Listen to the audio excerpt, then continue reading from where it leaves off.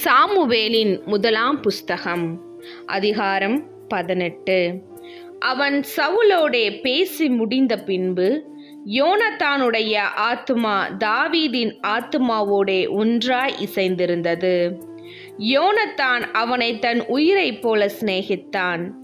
சவுல் அவனை அவன் தகப்பன் வீட்டுக்கு திரும்பி போக ஒட்டாமல் அன்று முதல் தன்னிடத்தில் வைத்து கொண்டான்.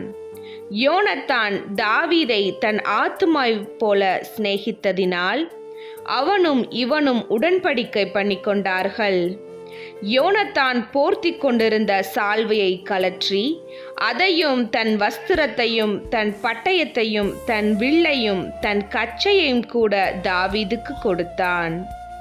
தாவீது சவுல் தன்னை அனுப்புகிற எவ்விடத்திற்கும் போய் புத்தியாய் காரியத்தை நடப்பித்ததினால் சவுல் அவனை யுத்த மனுஷர் மேல் அதிகாரியாக்கினான்.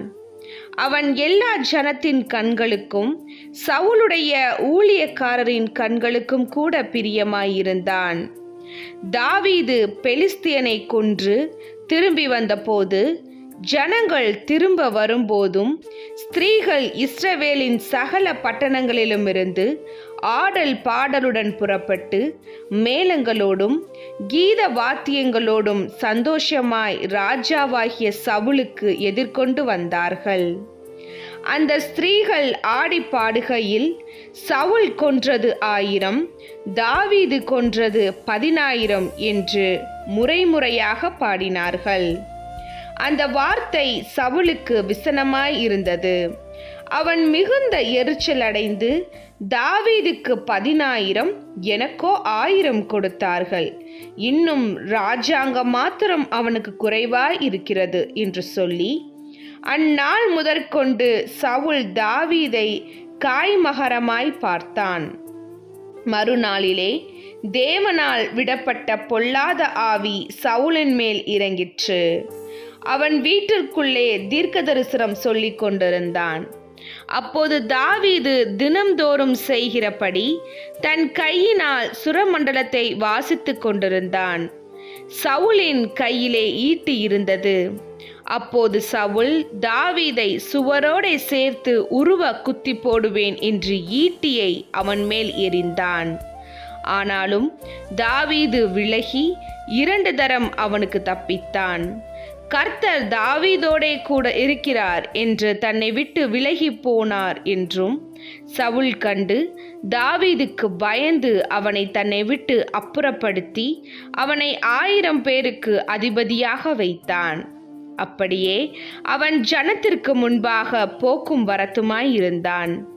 தாவீது தன் செய்கள் எல்லாம் புத்திமானாய் நடந்தான். கர்த்தர் அவனோடே கூட இருந்தார். அவன் மகா புத்திமானாய் நடக்கிறதை சவுல் கண்டு அவனுக்கு பயந்திருந்தான். இஸ்ரவேலரும் யூதா ஜனங்களுமாகிய யாவரும் தாவீதை சிநேகித்தார்கள். அவர்களுக்கு முன்பாக அவன் போக்கும் வரத்துமாய் இருந்தான்.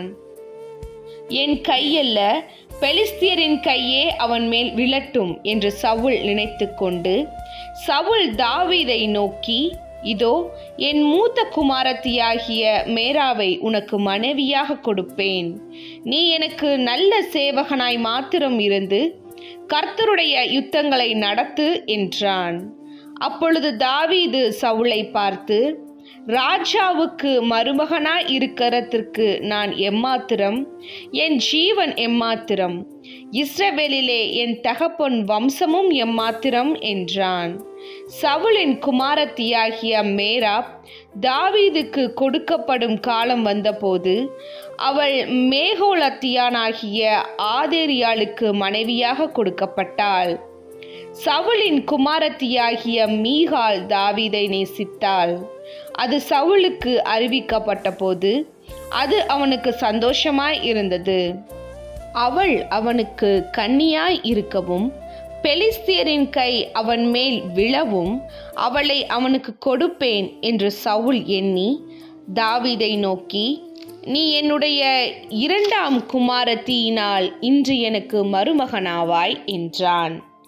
பின்பு சவுல் தன் ஊழியக்காரரை பார்த்து, நீங்கள் தாவீதோடே இரகசியமாய் பேசி இதோ ராஜா உன்மேல் பிரியமாயிருக்கிறார், அவருடைய ஊழியக்காரர் எல்லாரும் உம்மை சிநேகிக்கிறார்கள். இப்போதும் நீ ராஜாவுக்கு மருமகனானால் நலம் என்று சொல்லுங்கள் என்று கற்பித்தான். சவுல் ஊழியக்காரர் இந்த வார்த்தைகளை தாவீதின் செவிகளில் கேட்க பேசினார்கள். அப்பொழுது தாவீது, நான் ராஜாவுக்கு மருமகனாகிறது லேசான காரியமா? நான் எளியவனும் அற்பமாய் எண்ணப்பட்டவனுமாய் இருக்கிறேன் என்றான். தாவீது இன்னபடி சொன்னான் என்று சவுலின் ஊழியக்காரர் அவனுக்கு அறிவித்தார்கள்.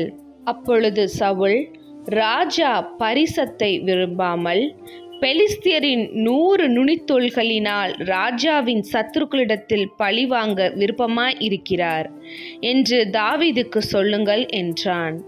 தாவீதை பெலிஸ்தியரின் கையினால் விழப்பண்ணுவதே சவுலுடைய எண்ணமாயிருந்தது. அவன் ஊழியக்காரர் தாவீதுக்கு இந்த வார்த்தைகளை சொன்னபோது ராஜாவுக்கு மருமகனாகிறது தாவீதுக்கு பிரியமாய் இருந்தது. அதற்கு குறித்த நாட்கள் நிறைவேறும் முன்னே தாவீது எழுந்து தன் மனுஷரை கூட்டிக் கொண்டு போய் பெலிஸ்தியரில் 200 பேரை வெட்டி அவர்கள் நுனித்தோலை கொண்டு வந்து தான் ராஜாவுக்கு மருமகனாகும்படிக்கு அவைகளை ராஜாவுக்கு எண்ணி செலுத்தினான். அப்பொழுது சவுல் தன் குமாரத்தியாகிய மீகாளை அவனுக்கு மனைவியாக கொடுத்தான். கர்த்தர் தாவீதோடு இருக்கிறார் என்று சவுல் கண்டறிந்து கொண்டான். சவுலின் குமாரத்தியாகிய மீகாளும் அவனை நேசித்தாள். ஆகையால் சவுல் இன்னும் அதிகமாய் தாவீதுக்கு பயந்து தான் உயிரோடு இருக்கும் நாளெல்லாம் தாவீதுக்கு சத்துருவாய் இருந்தான். பெலிஸ்தியருடைய பிரபுக்கள் புறப்படுகிற போதெல்லாம் தாவீது சவுலினுடைய ஊழியக்காரர் எல்லாரை பார்க்கிலும் புத்திமானாய் நடந்து கொண்டான். அவன் பேர் மிகவும் கனம் பெற்றது. அதிகாரம் 19. தாவீதை கொன்று போடும்படிக்கு சவுல் தன் குமாரனாகிய யோனத்தானோடே தன் ஊழியக்காரர் எல்லாரோடும் பேசினான். சவுலின் குமாரனாகிய யோனத்தானோ தாவீதின் மேல் மிகவும் பிரியமாயிருந்தான். அதனால் யோனத்தான் தாவீதுக்கு அதை அறிவித்து, என் தகப்பனாகிய சவுல் உம்மை கொன்று போட வகை தேடுகிறார். இப்போதும் நாளை காலமே நீர் எச்சரிக்கையாயிருந்து மறைவான இடத்தில் ஒளிந்து கொண்டிரும். நான் புறப்பட்டு வந்து நீர் வெளியில் இருக்கும் இடத்தில் என் தகப்பனுக்கு பக்கத்திலே நின்று உமக்காக என் தகப்பனோடே பேசி நடக்கும் காரியத்தை கண்டு உமக்கு அறிவிப்பேன் என்றான். அப்படியே யோனத்தான் தன் தகப்பனாகிய சவுலோடே தாவீதுக்காக நலமாய் பேசி, ராஜா தம்முடைய அடியானாகிய தாவீதுக்கு விரோதமாய் பாவம் செய்யாதிருப்பாராக. அவன் உமக்கு விரோதமாக பாவம் செய்யவில்லை, அவன் செய்கைகள் உமக்கு மெத்த உபயோகமாய் இருக்கிறதே. அவன் தன் பிராணனை தன் கையிலே வைத்து கொண்டு அந்த பெலிஸ்தியனை கொன்றதினாலே கர்த்தர் இஸ்ரவேலர் எல்லாருக்கும் பெரிய இரட்சிப்பை கட்டளையிட்டதை நீர் கண்டு சந்தோஷப்பட்டீரே. இப்போதும் முகாந்திரமில்லாமல் தாவீதை கொல்கிறதினால் குற்றமில்லாத இரத்தத்திற்கு விரோதமாக நீர் பாவம் செய்வானேன் என்றான். சவுல் யோனத்தானுடைய சொல்லை கேட்டு அவன் கொலை செய்யப்படுவதில்லை என்று கர்த்தருடைய ஜீவனை கொண்டு ஆணையிட்டான். பின்பு யோனத்தான் தாவீதை அழைத்து அந்த வார்த்தைகளை எல்லாம் அவனுக்கு அறிவித்து அவனை சவுலுக்கண்டையில் கூட்டிக் கொண்டு போய் விட்டான். அப்படியே அவன் முன் போலவே அவனுடைய சமூகத்தில் இருந்தான். மறுபடியும் ஒரு யுத்தம் உண்டாயிற்று. அப்போது தாவீது புறப்பட்டு போய் பெலிஸ்தியரோடே யுத்தம் பண்ணி அவர்களுக்கு மகா சங்காரம் பண்ணினதினால் அவர்கள் அவனுக்கு முன்பாக முறிந்தோடி போனார்கள்.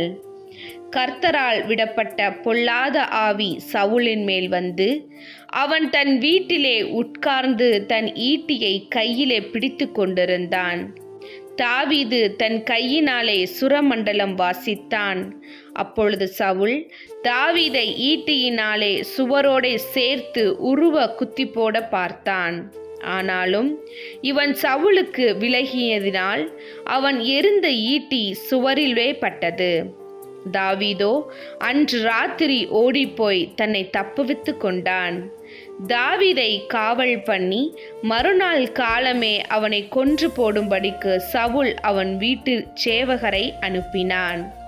இதை தாவீதுக்கு அவன் மனைவியாகிய மீகாள் அறிவித்து, நீர் இன்று ராத்திரியிலே உம்முடைய பிராணனை தப்புவித்து கொள்ளாவிட்டால் நாளைக்கு நீர் கொன்று போடப்படுவீர் என்று சொல்லி மீகாள் தாவீதை ஜன்னல் வழியாய் இறக்கிவிட்டாள்.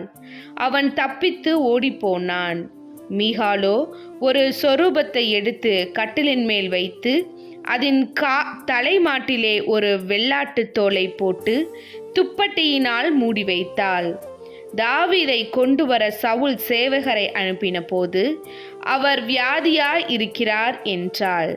அப்பொழுது தாவீதை பார்க்கிறதற்கு சவுல் சேவகரை அனுப்பி அவனை கொன்று போடும்படிக்கு கட்டிலோடே அவனை என்னிடத்திற்கு எடுத்து கொண்டு வாருங்கள் என்றான். சேவகர் வந்தபோது இதோ சுரூபம் கட்டிலில் மேலும் வெள்ளாட்டுத்தோல் அதன் தலைமாட்டிலும் கிடக்க கண்டார்கள். அப்பொழுது சவுல், நீர் இப்படி என்னை எய்த்து என் பகைஞனை தப்பவிட்டு அனுப்பினது என்ன என்று மீகாளிடத்தில் கேட்டான். மீகாள் சவுலை நோக்கி, என்னை போகவிடு, நான் உன்னை ஏன் கொல்ல வேண்டும் என்று அவர் என்னிடத்தில் சொன்னார் என்றாள். தாவீது தப்பி ராமாவிலிருந்து சாமுவேலிடத்திற்கு போய் சவுல் தனக்கு செய்தது எல்லாவற்றையும் அவனுக்கு அறிவித்தான். பின்பு அவனும் சாமுவேலும் போய் நாயோதிலே தங்கியிருந்தார்கள். தாவீது ராமாவுக்கடுத்து நாயோதிலே இருக்கிறான் என்று சவுலுக்கு அறிவிக்கப்பட்ட போது, அப்பொழுது சவுல் தாவீதை கொண்டு வர சேவகரை அனுப்பினான். அவர்கள் தீர்க்க தரிசனம் சொல்கிற தீர்க்கதரிசிகளின் கூட்டத்தையும் சாமுவேல் அவர்களின் தலைவனாய் நிற்கிறதையும் கண்டார்கள்.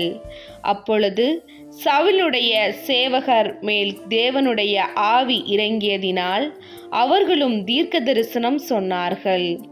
இது சவுலுக்கு அறிவிக்கப்பட்ட போது அவன் வேறே சேவகரை அனுப்பினான்.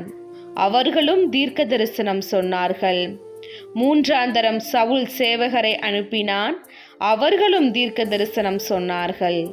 அப்பொழுது அவனும் ராமாவுக்கு போய் சேக்குவில் இருக்கிற பெரிய கிணற்றண்டையிலே வந்து சாமுவேலும் தாவீதும் எங்கே என்று கேட்டான். அதோ ராமாவுக்கடுத்து நாயோதிலே இருக்கிறார்கள் என்று சொல்லப்பட்டது. அப்பொழுது ராமாவுக்கடுத்த நாயோத்திற்கு போனான்.